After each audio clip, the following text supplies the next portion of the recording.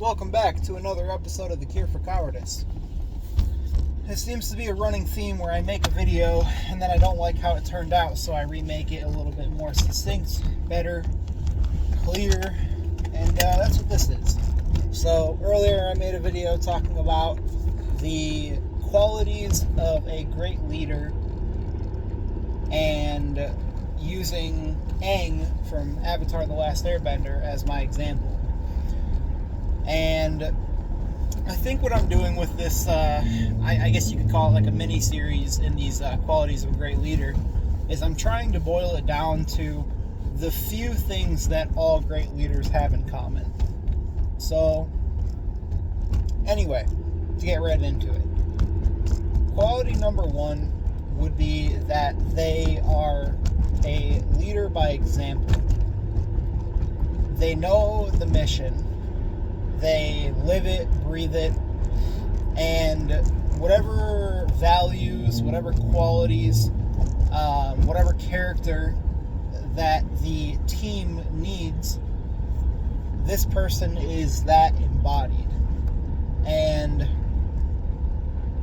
Aang is a great example of this in a lot of ways. There's a lot of instances throughout the show where people want him to do things that he doesn't agree with, that he thinks are wrong, that he thinks is the easy way out, but not the right thing to do. And this happens repeatedly, where everybody tells him to do one thing and he does the right thing.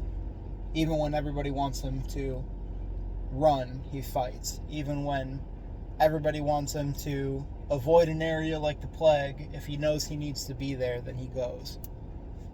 So that's quality number one, is they lead by example. Quality number two is that they are always trying to improve themselves. They understand that there's never enough work there is always more work that needs to be done. And that they can always become a better leader. They can take care of people better. They can become stronger, smarter, and they're students for life. They never stop learning, they never stop growing. Because they understand that when everybody relies on them, if they mess something up, or if something bad happens to the group, it is their fault. And so there's no excuse to not be prepared. And the only way to be prepared is to continually get better.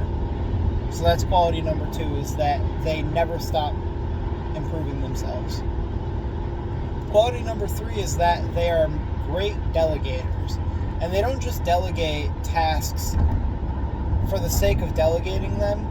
They look at the things that only they can do and that they are the best at, and they take everything else away that they can.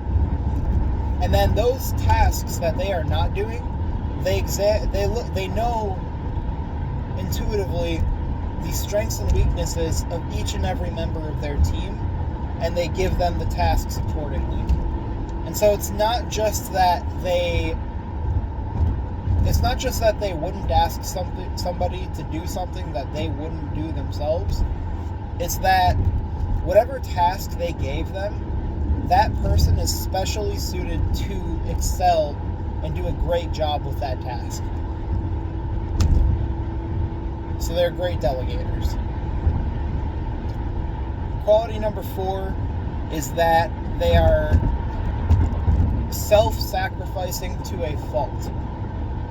And what I mean by that is, if it is a question of something bad happens to the group versus something bad happens to them, they will sacrifice themselves in every single opportunity.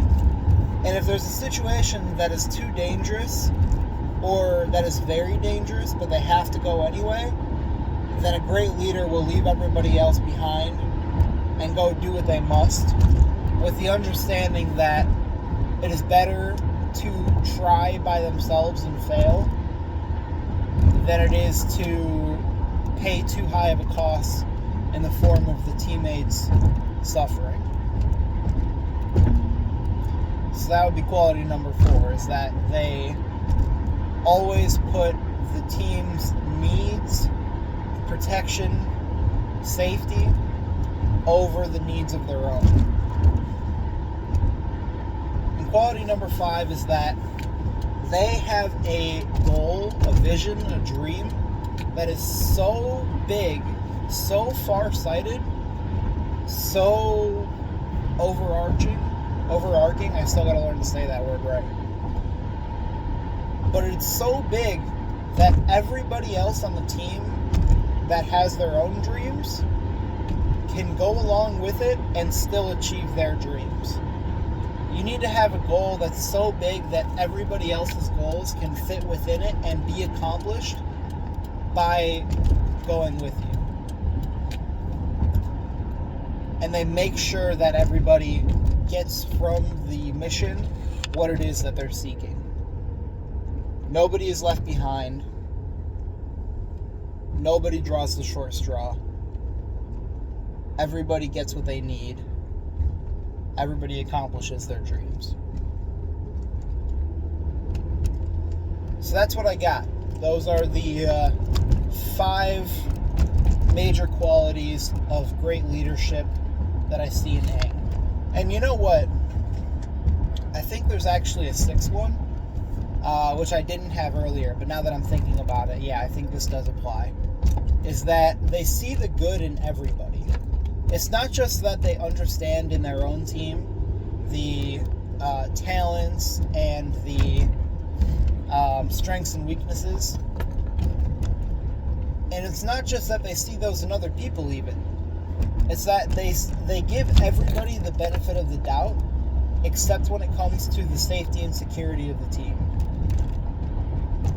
Everybody is given second chances. Everybody deserves a shot to be an ally.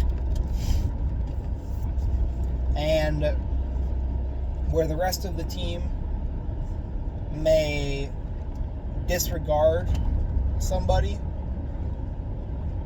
because they, for whatever reason have their doubts, a great leader will be able to see that person, discern their intentions, their integrity, and understand whether or not it is worth trusting them and hearing them out. I would say that a great leader is almost empathetic to a fault. And part of the reason that these great leaders can't really survive that well on their own is because they are so empathetic and they are so willing to turn the other cheek and they are so willing to give people chances and second and third and fourth chances that they get burned more times than they don't. But that's one of the qualities that everybody else admires in them, is that they see the person, they see the human within everybody, and they extend that hand when nobody else would. So yeah, I suppose there's actually 6, but that's what I got for this one. I think that just about covers it. This video is a lot better than that first one I made. So anyway, thank you for tuning in. I'll catch you all on the flip side.